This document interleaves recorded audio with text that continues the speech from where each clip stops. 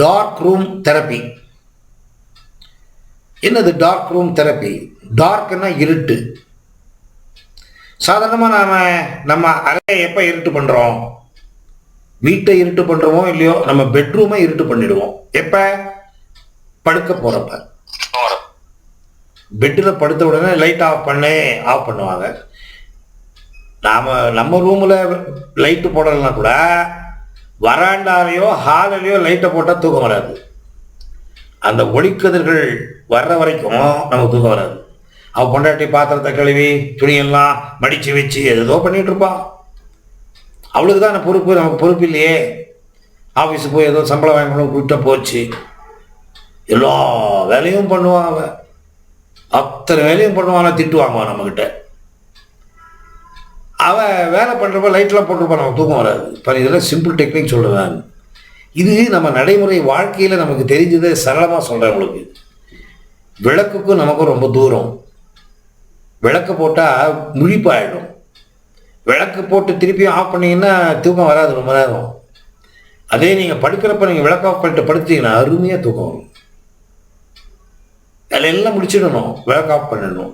காரணம் என்னன்னு கேட்டிங்கன்னா, இருட்டில் தான் உங்கள் பீனியல் சுரப்பி வேலை பண்ணும். பீனியல் சுரப்பி என்ன பண்ணுது? மெலட்டோனின் அப்படிங்கிற ஜூஸை சுரக்குது. மெலட்டோனின் தூக்கத்தின் நண்பன்.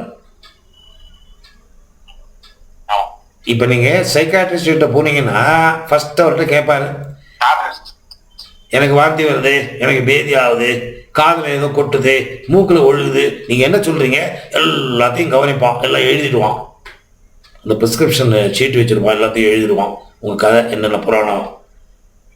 ஒரு தடவை பார்ப்பான், ஓ இந்த ஆளுங்க இதுதான் ப்ராப்ளம், மூக்கில் தண்ணி விழுகுது, கண்டுபிடிச்சிருவான் அவன். ஸோ தூக்க ப்ராப்ளம்னா அவனுக்கு தெரியும், ஓ மெலட்டோனின் குறைச்சிருக்கு. உங்களுக்கு கொடுக்குற டேப்லெட்டில் மெலட்டோனின் ஜாஸ்தி பண்ணி செரட்டோனின் டோபமைன் கம்மி பண்ணுவான். ஸோ ஒன்றுக்கு ஒரு குவாலிட்டி இருக்குது. இதை நேச்சுரலாகவே நாம ஏன் எடுத்துக்கக்கூடாது? Dark room therapy. என்னது டார்க் ரூம் தெரப்பி? சாதாரணமாக ரூமு டார்க்காகிறது ராத்திரி நேரம் தான். So better do it in night hours.